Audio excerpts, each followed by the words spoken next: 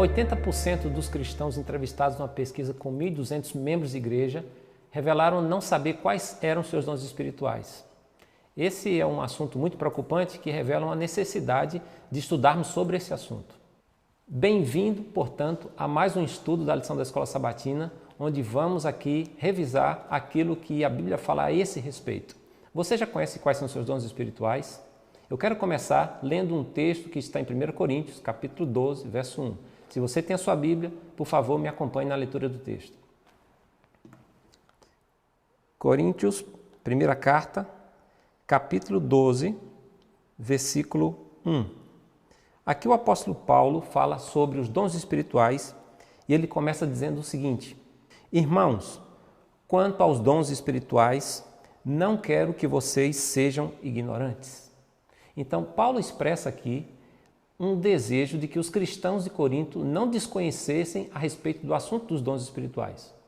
É verdade que no caso deles, eles não eram totalmente ignorantes a esse respeito, pois lá no capítulo 1, Paulo menciona que eles tinham tido todos os dons espirituais em sua congregação. Na verdade, eles não sabiam agora como utilizar corretamente os dons espirituais.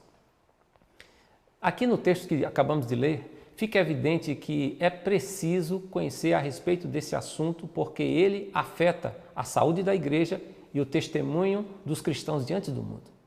Continuando a leitura, veja o que diz os versos seguintes. Aqui no versículo 7.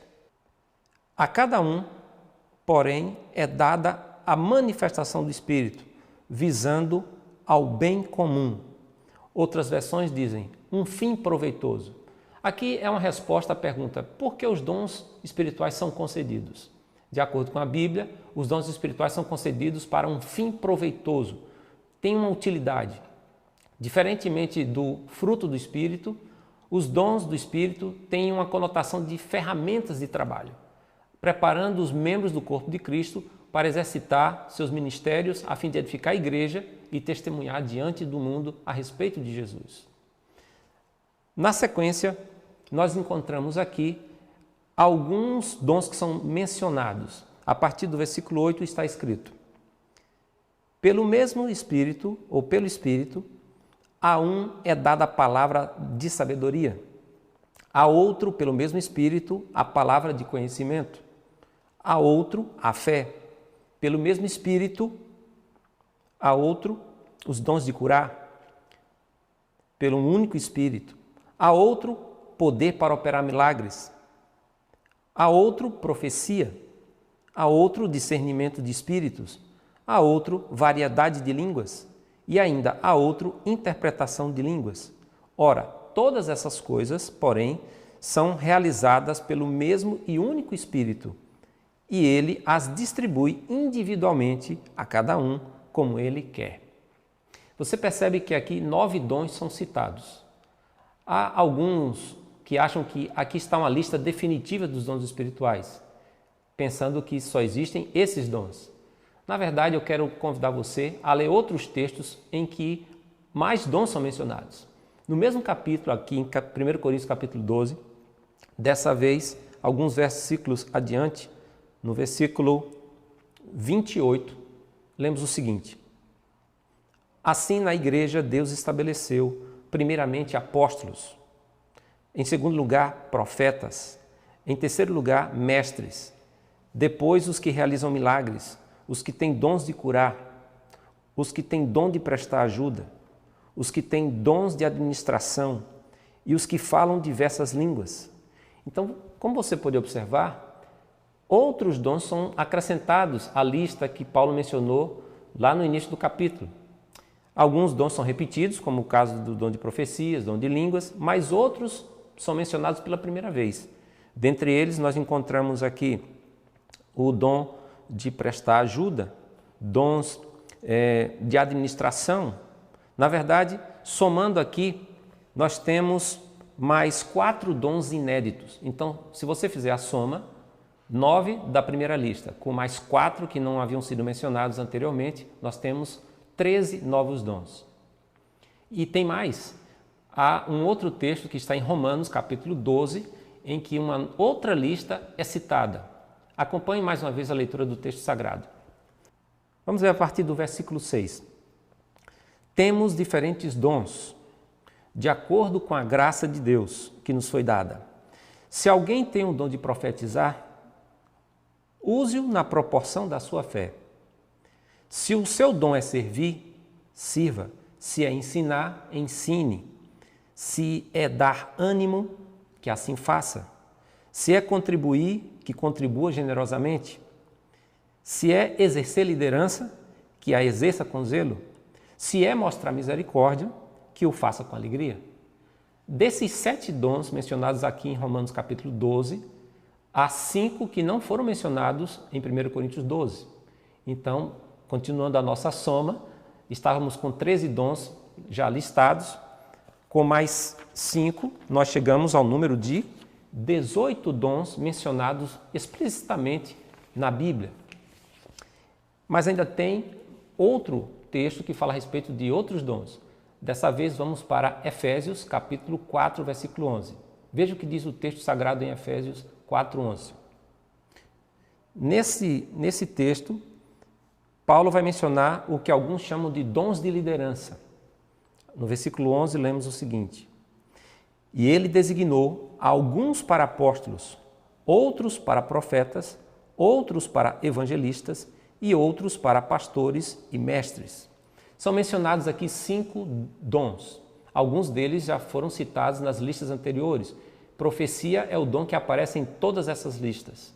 Também já tinha sido mencionado apóstolos e mestres, ficando assim, portanto, pastores e evangelistas como dons que se acrescentam, que são acrescentados à lista de dons espirituais que a Bíblia apresenta. Há alguns também que acham que esses 2 últimos dons mencionados, pastores e mestres, de acordo com a construção na língua original, no grego, seria melhor traduzido por pastores mestres, como se fosse um único ofício, o que faz todo sentido, porque Paulo menciona em outra parte de que o papel realmente de um pastor é ensinar os crentes, é preparar os santos para a obra do seu ministério, e ele chegou ao ponto de mencionar em uma de suas cartas que aqueles que desejavam entrar para o ministério pastoral deveriam ser aptos para ensinar. De qualquer forma, nós temos aqui mais 2 dons que não tinham sido mencionados anteriormente. Então, se tínhamos 18, com esses outros 2, chegamos ao número de 20 dons espirituais mencionados no Novo Testamento. Agora a pergunta é, esta é a lista definitiva? Será que existiria também menção de dons espirituais no Antigo Testamento? Sim. Há um texto lá em Êxodo, capítulo 31, que menciona a existência de um dom espiritual sobre um rapaz a quem Deus o comissionou, o chamou para trabalhar na construção do tabernáculo no deserto. Leia, portanto, comigo o que está escrito em Êxodo, capítulo 31. Êxodo, capítulo 31, a partir do versículo 1. Disse então o Senhor a Moisés: Eu escolhi a Bezalel, filho de Uri, filho de Ur, da tribo de Judá, e o enchi do Espírito de Deus, dando-lhe destreza, habilidade e plena capacidade artística para desenhar e executar trabalhos em ouro, prata e bronze, para talhar e esculpir pedras, para entalhar madeira e executar todo tipo de obra artesanal. Você observa isso aqui? Essa é a primeira ocorrência na Bíblia em que o Espírito Santo está capacitando uma pessoa, dando-lhe um dom espiritual. E o primeiro dom espiritual a ser citado em toda a Bíblia é um dom artístico, capacidade de desenhar, esculpir, entalhar.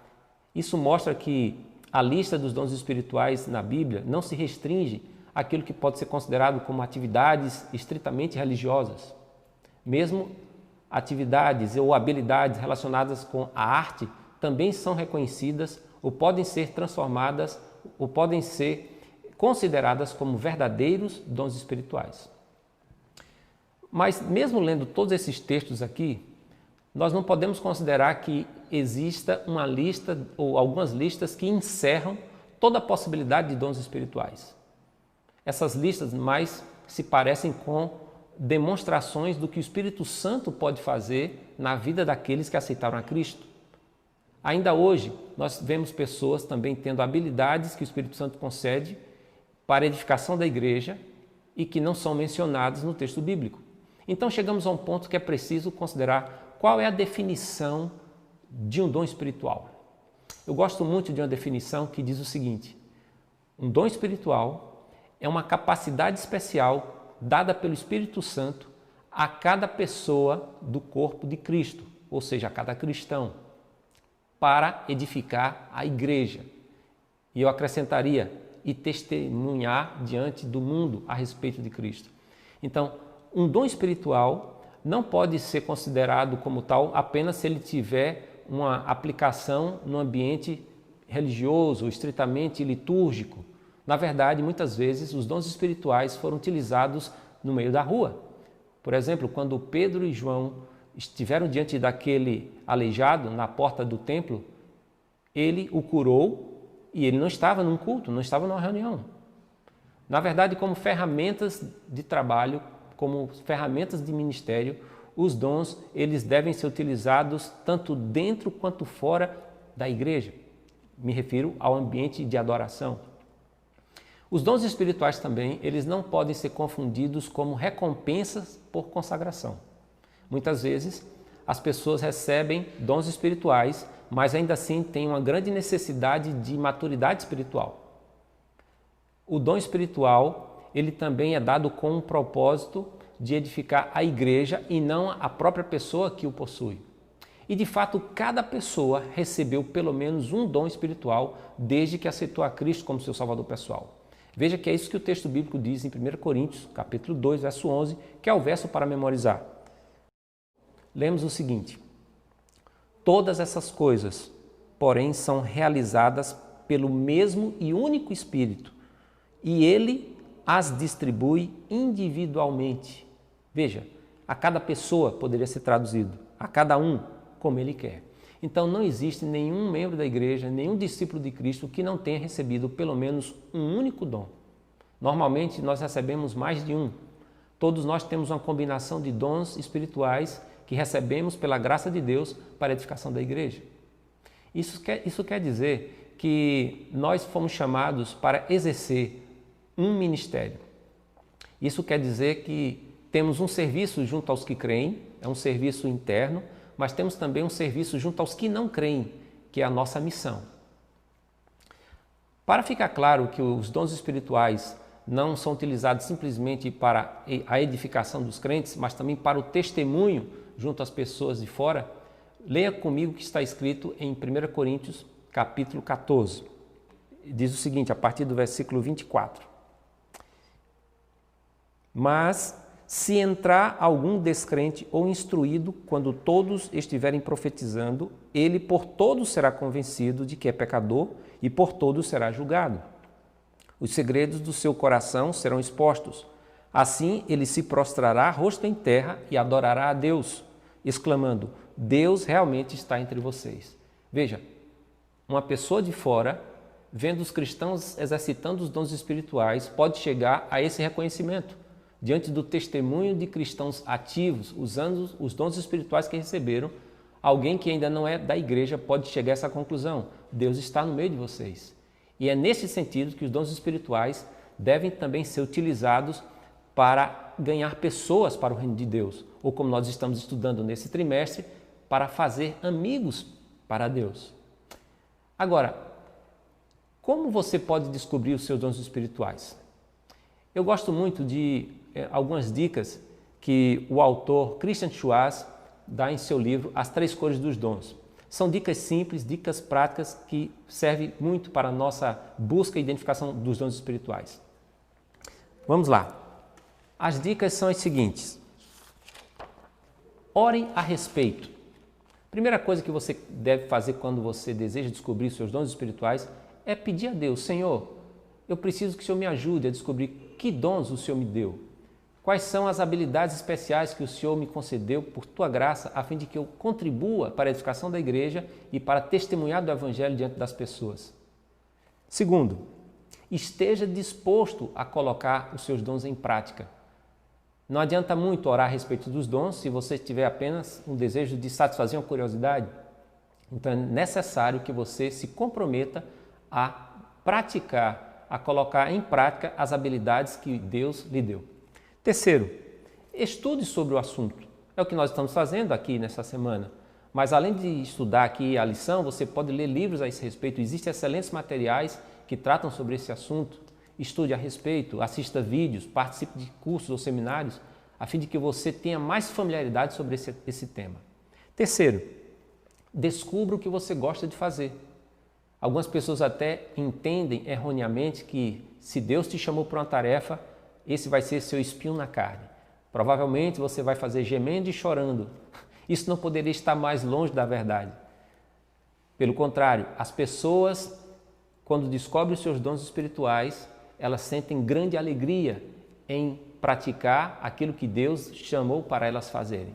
Eu lembro de uma cena de um filme muito conhecido, Carruagens de Fogo, em que numa dada cena o protagonista fala com sua irmã, ele é um missionário, ele é cristão e ao mesmo tempo é um atleta olímpico e ele vive um dilema entre ir para o campo missionário e continuar sendo um atleta. E em um certo momento ele diz assim, para sua irmã, eu sei que Deus me fez veloz e quando eu corro eu sinto o prazer de Deus em mim. Lindo, não?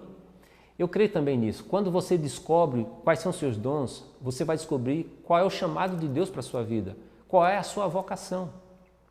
E isso significa que quando você descobre o que você gosta de fazer, não egoisticamente, mas porque você tem prazer em estar servindo a Deus e as pessoas, você então descobre qual é o seu lugar no corpo de Cristo. Próxima dica, quinta. Experimente o mais que você puder. Muitas pessoas temem se envolver em algumas atividades da igreja porque se sentem inseguras. Gostariam de pregar, mas nunca se dispõem a aceitar um convite para preparar um sermão. Tem vontade, às vezes, de ensinar numa classe da escola sabatina, mas acham que não estão devidamente preparados. Ora, você nunca vai saber se você tem a habilidade necessária se você não se arriscar. Lembra quando você vai a alguns lugares e encontra alguns estagiários e muitas vezes eles estão com camisetas e atrás da camiseta tem uma frase que diz assim, estou em treinamento. E todos nós damos um desconto, uma tolerância por saber que aquela pessoa está ainda sendo treinada, ela não está ainda pronta. Então não faz mal nenhum que você experimente, que você observe os ministérios que já existem em sua igreja e se ofereça para participar. Quem sabe no início observando aquelas pessoas que estão agindo naquela atividade, fazendo aquela tarefa, e aos poucos você vai também participando, experimente. Ninguém aprende a nadar apenas lendo manuais sobre natação. Tem que pular na água. E sexta dica, avalie de maneira honesta o seu desempenho. Você não pode realmente fechar os olhos para o resultado do que você está fazendo. Se você pregou, verifique honestamente se você acertou o alvo, se você realmente cumpriu aquilo que se esperava de você. Sétimo, busque a orientação de outras pessoas. É muito importante nos aconselharmos com gente mais experiente, gente que já tem uma certa habilidade naquela área que nós estamos atuando e que pode confirmar ou não se nós estamos no lugar certo. E não leve isso para o campo pessoal. Quando alguém diz com carinho e respeito que talvez fosse melhor nós experimentarmos outras áreas de atuação na igreja ou mesmo fora dela, precisamos ter humildade para considerar a validade desse conselho. Mas como você viu, essas dicas podem ajudá-lo a descobrir qual é o seu lugar no corpo de Cristo usando os dons que Deus lhe deu. Agora, eu quero falar sobre um aspecto importante que diz respeito à atitude. Como eu disse, nós não podemos tomar como certo que as pessoas mais talentosas são as mais consagradas. Infelizmente, isso nem sempre acontece. Os dons não são um prêmio de recompensa, não são um sinal de que aquela pessoa realmente entregou sua vida a Deus. Na verdade, as pessoas, elas demonstram que têm a consagração e uma vida dependente de Deus quando elas demonstram o fruto do Espírito, que é mencionado em Gálatas capítulo 5, a partir dos versos 22 e 23. Nós queremos que a igreja seja uma igreja saudável, que ela prospere.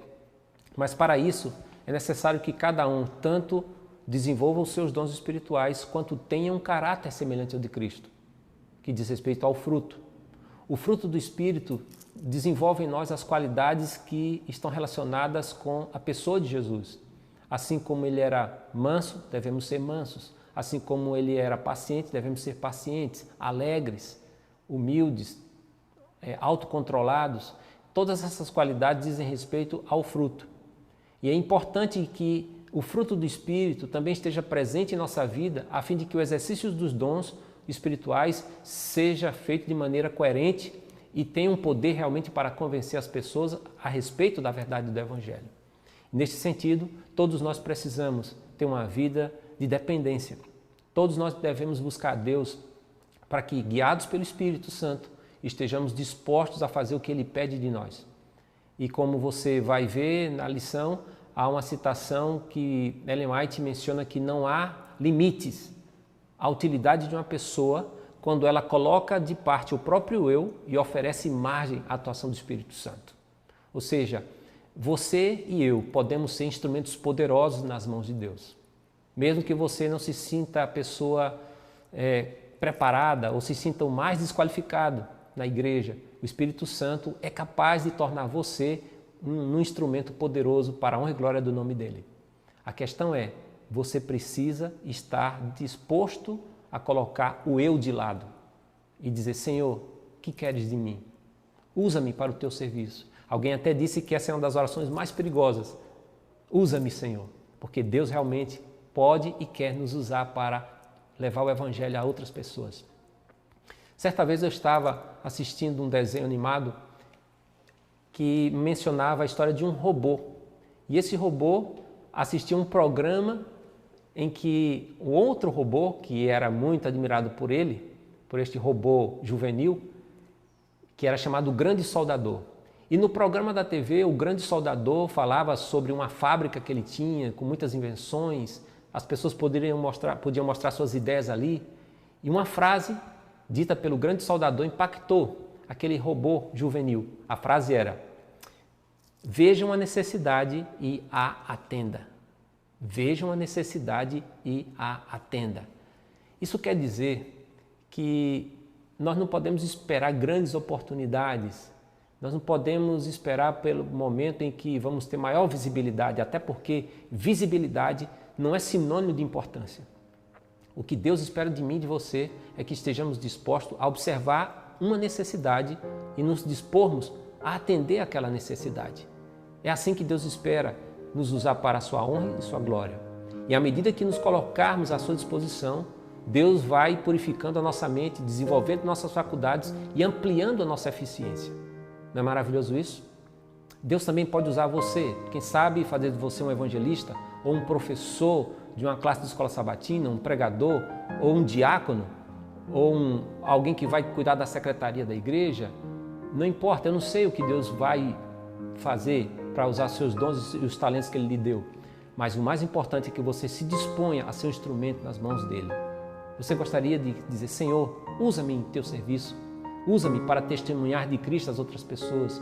Eu quero sim colocar de parte o próprio eu e oferecer margem à atuação do Espírito Santo. Se você quer fazer esta oração, eu convido agora a me acompanhar nesta prece.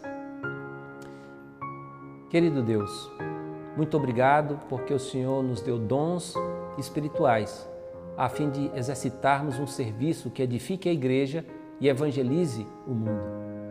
Nós não temos mérito nenhum ao recebermos esses dons, mas aceitamos com gratidão e humildade e queremos, a Deus, ser um instrumento poderoso nas Tuas mãos.